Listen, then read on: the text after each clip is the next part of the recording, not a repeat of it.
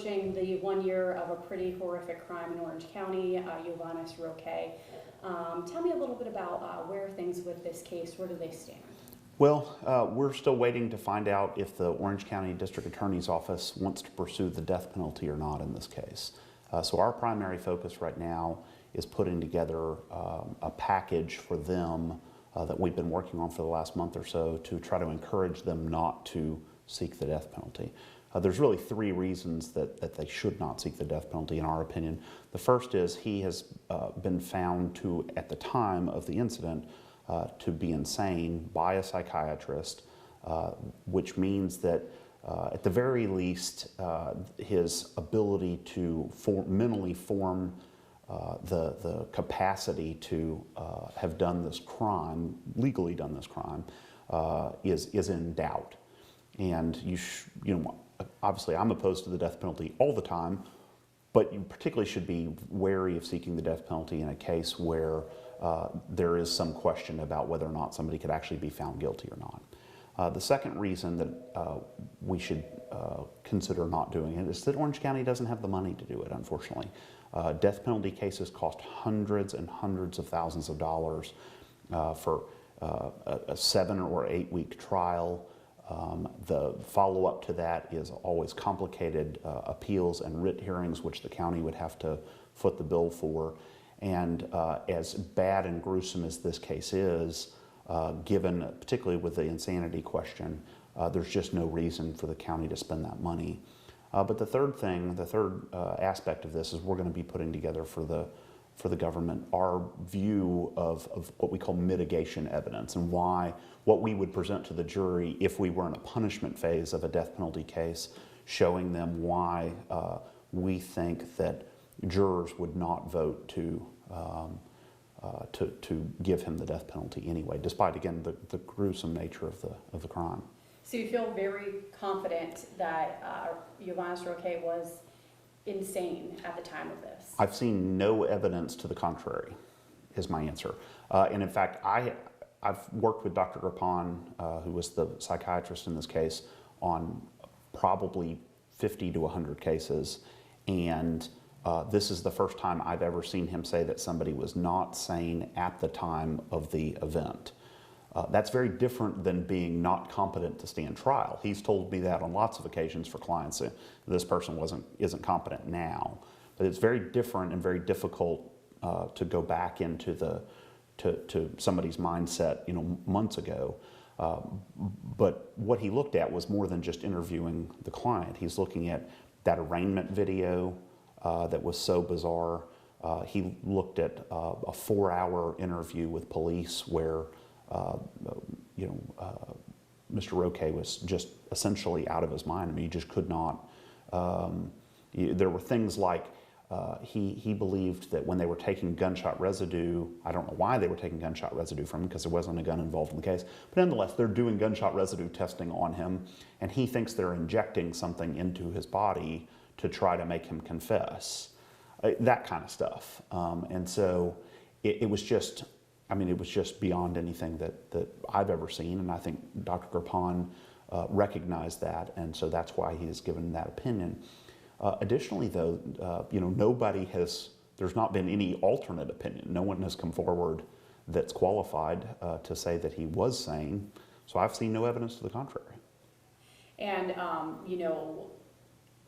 what I've been reading about the insanity plea is that, or defense, is that it's rare for it to come up, and then also it's very rare for a jury or a judge to rule in that favor.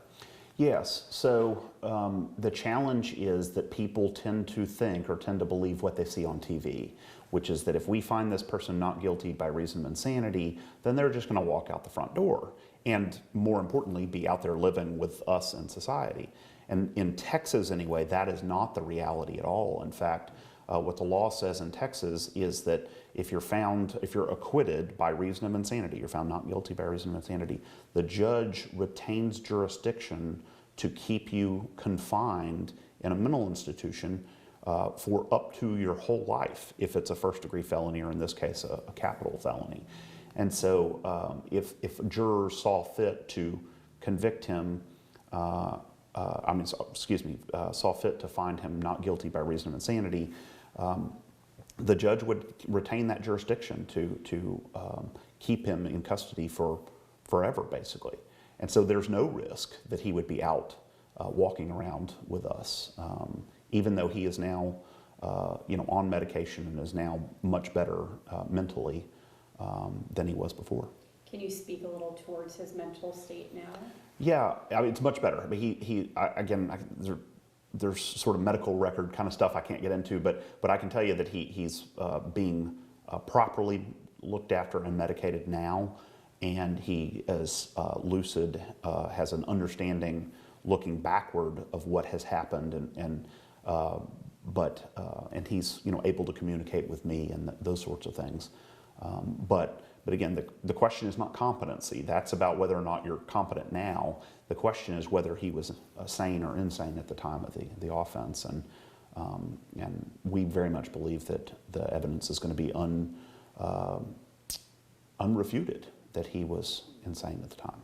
And just kind of backtracking a little bit, I kind of want to talk about the different outcomes, right? You mentioned you're putting together these materials to present to the folks over in Orange County, and they could decide, to go to trial. They could decide to negotiate. I guess what other options could there be?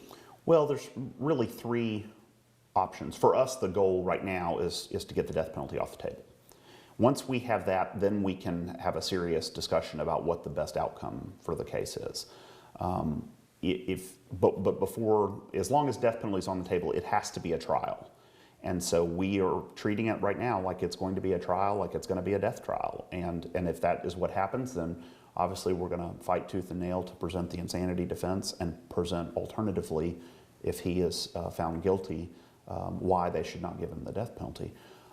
So we're preparing that now. Another alternative, though, is that they take death off the table and we come to some agreement, either with the judge or maybe even a bench trial with the judge potentially, or something of that nature, for a finding of not guilty by reason of insanity. And then the third option is we just come to a plea bargain that involves him pleading to murder and some particular amount of time. No way to tell you what that looks like right now, but those are kind of the three options that are really on the table. And I guess that's the point I was kind of missing, was to get, you're speaking about potentially getting the death penalty taken off the table, and what those options would look like if that were to happen. So, we are approaching that 1 year anniversary. Is it normal in a case, a very sensitive case like this with a lot going on, is it normal for it to take this long or potentially even longer? Yes. The complexities of this case, particularly the difficult challenge the government has to decide whether or not they want to seek the death penalty. You may recall, we tried a death penalty case in Hardin County in 2017. That took 5+ years to actually get to trial for a variety of reasons. In that case, one of the lawyers died before the case got to trial, and so there was a variety of issues with it. But the gist of it is, it doesn't surprise me when cases that are potentially capital cases or potentially death capital cases take 2 or 3 years. That's not surprising at all, really. If you can share, is there anything on the books in terms of another status hearing up and coming? I'm not aware of an actual hearing. The judge has kind of informed both of us that she wants us to take necessary steps to be moving forward. As you are probably aware, we were just appointed on the case in February, and if the government decides to move forward without waiving the death penalty, we'll have to add additional counsel because we're required to have 2 lawyers, 2 capital certified lawyers, and the only other one here in town is Sean Samuel, so it would likely be Sean, but we don't want to take that step at this point until the DA's office makes a decision about, and again, it's their decision, they can do whatever they want, but we're hopeful that we can give them some compelling reasons not to seek the death penalty. And I guess, my last question for you is, we're going to hear from the baby's grandmother, we're going to hear a lot of tears in this story. Is there anything you want to say kind of about the emotional nature of this story? Sure. So my understanding is that you know, Mr. Roque had a very, very difficult time with his wife's death. I'm not sure you're aware of this, but his wife was killed in a intoxication manslaughter accident, and so he was, you know, severely injured. She died. He was left to raise this child himself and had a lot of sort of mental challenges in dealing with that. Had his own mental issues as well, but just sort of on top of that was the struggle and the stress of dealing with it. What we see from the evidence is before the day of this incident was someone that was a loving father that was trying his best to take care of his daughter, that was not, you know, a problem per se, but his mental issues really leading up to it. You can also kind of see the mental deterioration that he had.